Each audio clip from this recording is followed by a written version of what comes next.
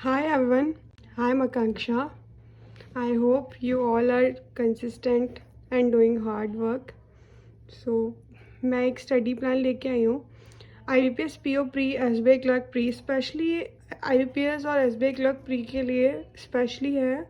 तो इसको मैंने दो पार्ट्स में डिवाइड किया है।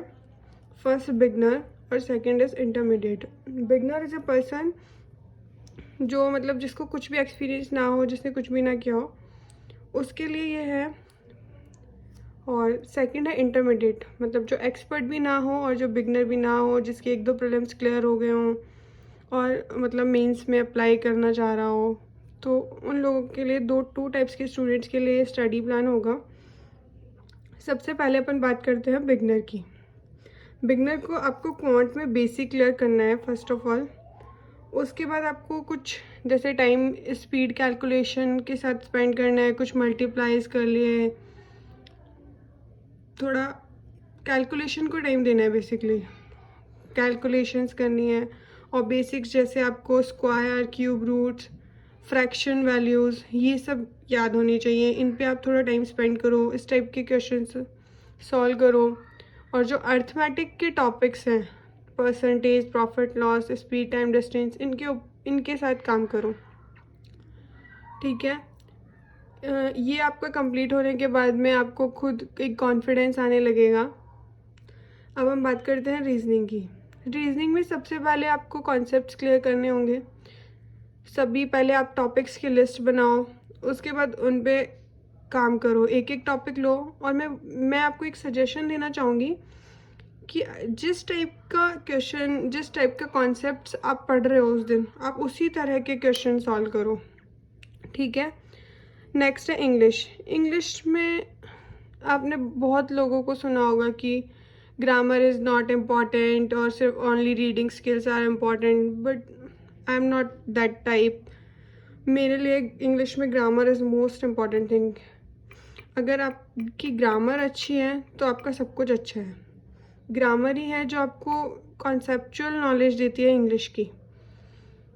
और आप एक इंग्लिश न्यूज़पेपर डेली पढ़ो, अपने ग्रामर के हर टॉपिक को क्लियर करो, उसको 2-3 दिन उस एक टॉपिक को दो, फिर उसके क्वेश्चंस बनाओ, उसके एरर डिटेक्शन बनाओ।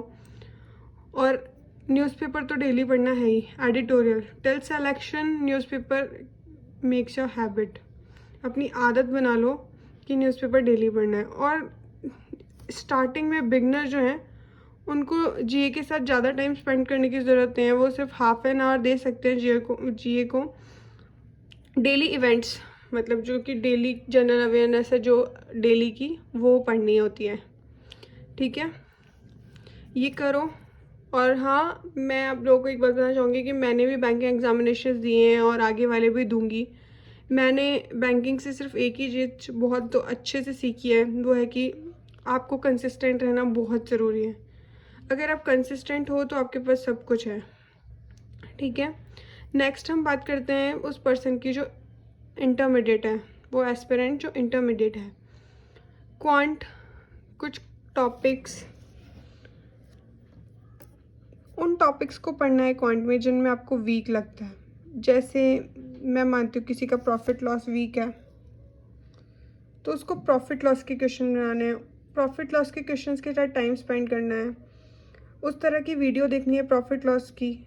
जिस तरह के क्वेश्चंस आप नहीं कर पा रहे हैं उनको करने की कोशिश करनी है, उनको किसी से समझना है। आजकल टेलीग्राम पे बहुत सारे ग्रुप्स हैं, आप किसी में भी शेयर करके उन चीज़ों को सीख सकते हैं।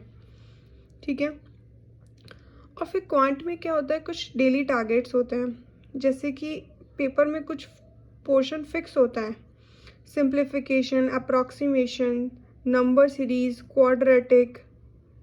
ये कुछ ऐसे टॉपिक्स हैं जो कि आपको पेपर में देखने को ही मिलेंगे, ज़रूर मिलेंगे।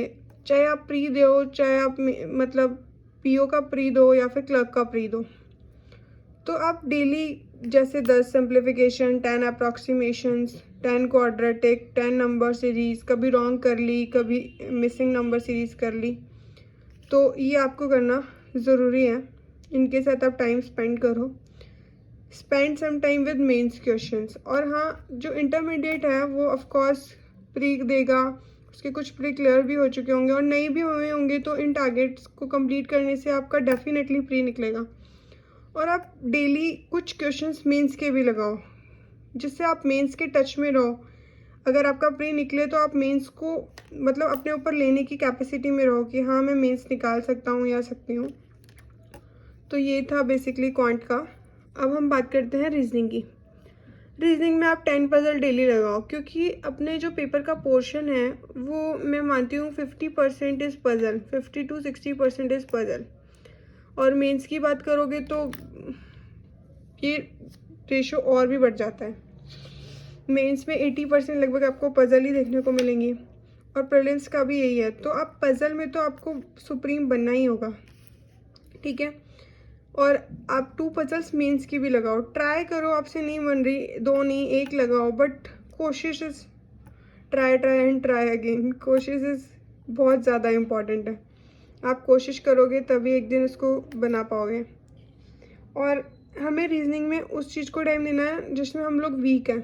जैसे कुछ लोग ब्लड रिलेशन के क्वेश्चंस नहीं कर पाते प्रॉपरली, तो उनको ब्लड रिलेशंस के क्वेश्चंस करने हैं, उनके कॉन्सेप्ट्स पे वर्क करना है, तो ज़रूर इम्प्रूवमेंट होगा, डेफिनेटली इम्प्रूवमेंट होगा।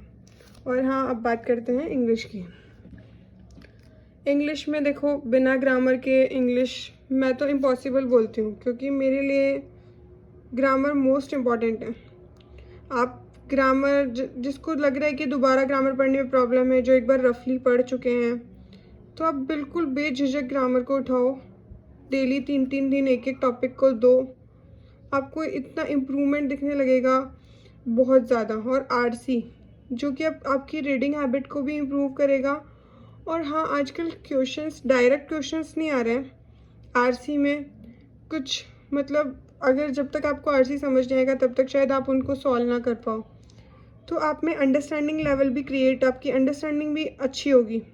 तो आप 5 आरसी डेली सॉल्व करो। और हाँ, एडिटोरियल जब भी पढ़ो तो आपने जो ग्रामर पढ़ी है, जो आपकी ग्रामर नॉलेज है, उसको एडिटोरियल में ज़रूर अप्लाई करो।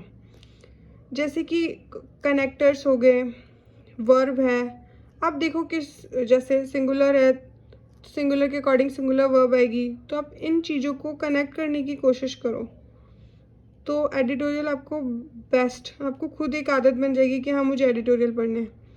और हाँ, एक सेक्शनल देने की आदत बनाओ, इंग्लिश बहुत अच्छी हो जाएगी, बहुत अच्छी। और जीए को तो एक 1 आवर देना ही है, ये चाहे आप वीकली पढ़ो, चाहे आप मंथली पढ़ो, और चाहे आप डेली पढ़ो।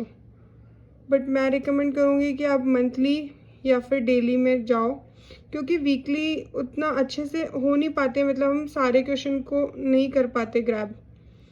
तो मैं आपको यही बोलूँगी कि या तो आप मंथली दो या फिर आप डेली बेसिस पे जीए करो, क्विज सॉल्व करो, और डेफिनेटली इम्प्रूवमेंट होगा। और हाँ, अब लास्ट बात करते हैं।